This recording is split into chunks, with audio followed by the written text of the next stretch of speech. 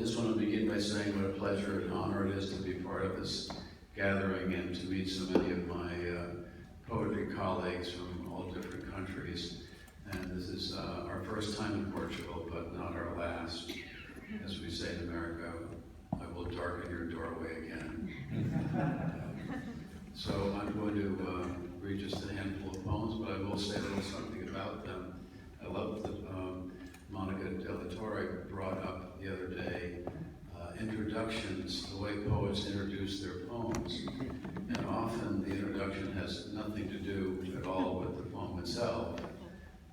I have a counterexample from the Romanian poet Nina Cassian, who referred to a reading in which the poet said, I'm going to read a poem about my grandfather, and he used to sit in the backyard under a cherry tree, and when the wind would blow, the blossoms would come and land on the shoulders of his jacket, and it's called Cherry Tree.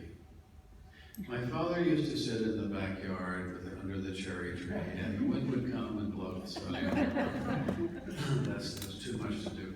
This first poem is a reaction against a convention in love poetry, and that convention is the habit of male poets to flatter the beloved by comparing her to things in nature.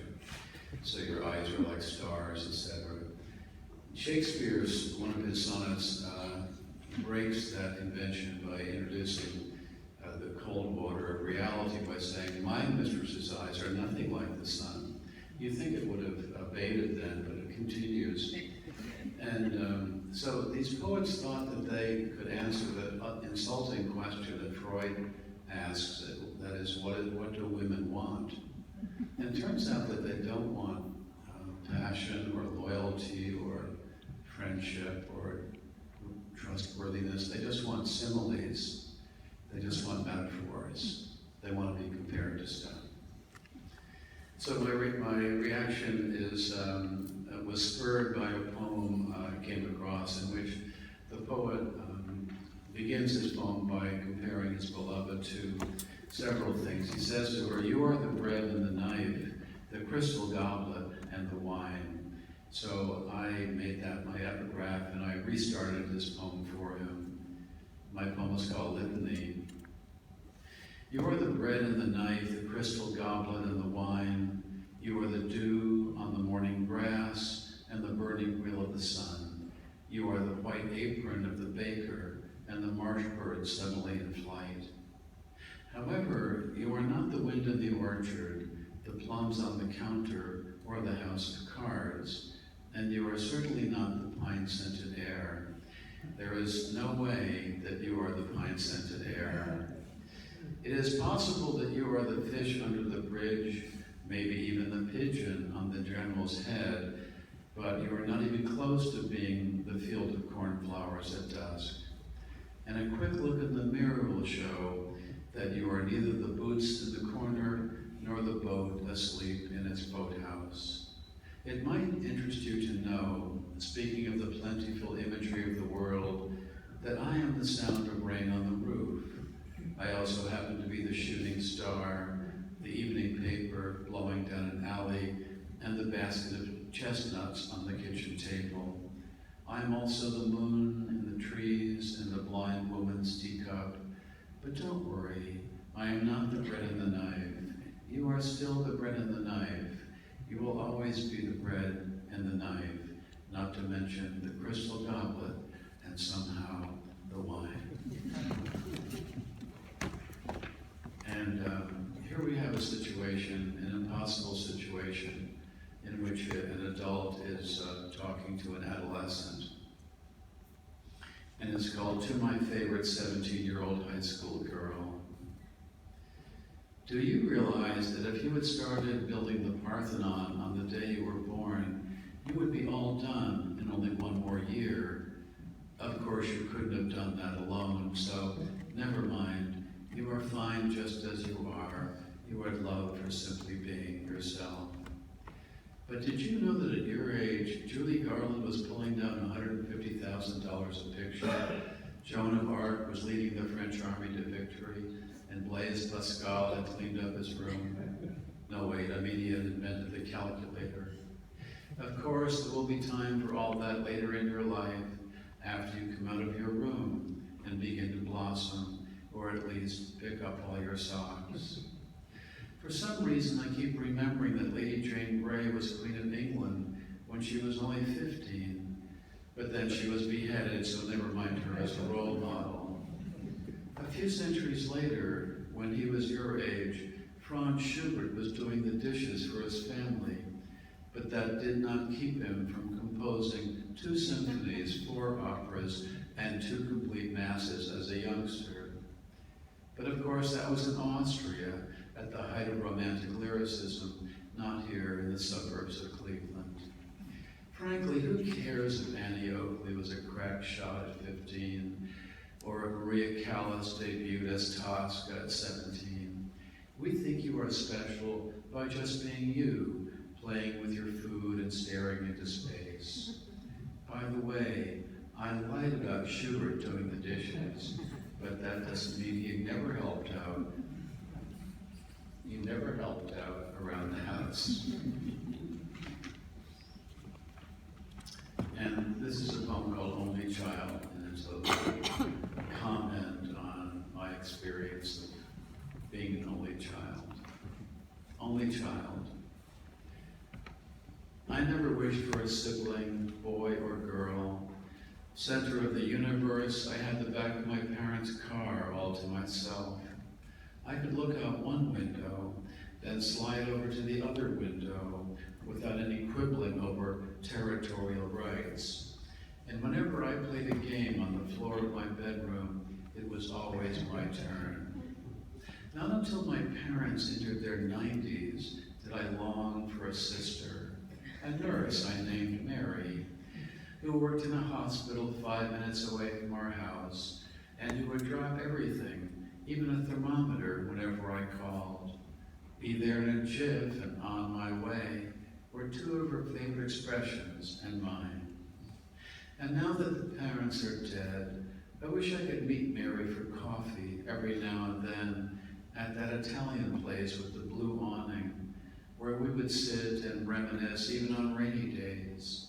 I would gaze into her green eyes and see my parents, my mother looking out of Mary's right eye, and my father staring out of her left, which would remind me of what an odd duck I was as a child, a little prince and a loner who would break off from his gang of friends on a Saturday and find a hedge to hide behind. And I would tell Mary all about that too, and never embarrass her by asking about her non-existence. And maybe we would have another espresso and a pastry, and I would always pay the bill and walk her home.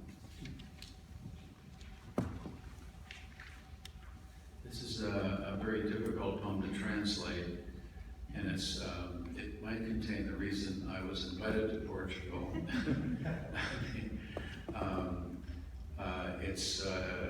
It's a whole set. It's sort of a declaration that I'm not a rhyming poet. I try to write with my ear, but I don't station rhymes at the ends of lines usually. So it's a set of adages, proverbs, or sayings with non-rhyming substitutions. On rhyme. It's possible that a stitch in time might save as many as 12 or as few as 3. And I have no trouble remembering that September has 30 days, so do June, November, and April. I like a cat wearing a chapeau or a trilby, little Jack Horner sitting on a sofa, old men who are not from Nantucket, and how life can seem almost unreal when you are gently rowing a boat down a stream. That's why instead of recalling today that it pours mostly in Spain, I'm going to picture the rain in Portugal, how it falls on the hillside vineyards, on the surface of the deep harbors where fishing boats are swaying, and in the narrow alleys of the cities where 3 boys in t-shirts are kicking a soccer ball in the rain, ignoring the window cries of their mothers.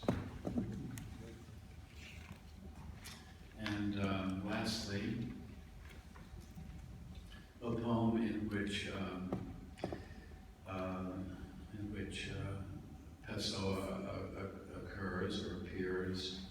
It's called The Day After Tomorrow, and it comes more directly from Pessoa's poem, Deferral, where he says that I'll spend tomorrow thinking about the day after tomorrow. So then you have the suggestion of infinite postponement. The day after tomorrow, reminds me of Max Beerbohm, who was a very famous dawdler and who never wanted to do much, and who said that he'd never gone for a walk. He said, I've walked from one place to another, but I've never gone for a walk. And he also said that the most difficult part of being a poet was figuring out what to do with the remaining 23 and a half hours of the day. So the poem is called The Day After Tomorrow. If I had to pick a favorite from the four heteronyms of Fernando Pessoa, it would have to be Álvaro de Campos, cast in the role of the jaded sensationist. This morning, nothing much is going on, just the cat recurling herself on a chair and the tea water coming to a boil, a scene Álvaro would have found entirely sufficient. He who failed to start or finish anything, who prefers the window to the door, tomorrow to today, or better still, the day after tomorrow, that citadel of stillness, unspoiled by ambition or labor, unblemished, even by a hand lowering a needle onto a record or moving a deck chair to a place in the sun. Yes, I like the dreamy Pessoa, who avoids streetcars and markets, and who, like the snowflake, barely exists at all. But that's not to say I don't care for the others. Right now, out my back window, all four Pessoas are chasing one another around a big tree, holding onto their hats, each one somehow dressed more outlandishly than the others. Above them a pale sky, white clouds moving like sailboats over Portugal. I can see it all from my couch, where I'm playing a few sad tunes on the piccolo. Meanwhile, the tea water has boiled over, the crown of flames is working on the kettle, and the cat has moved to another spot. She loves the unmade bed, the mountainous sheets. Thank you.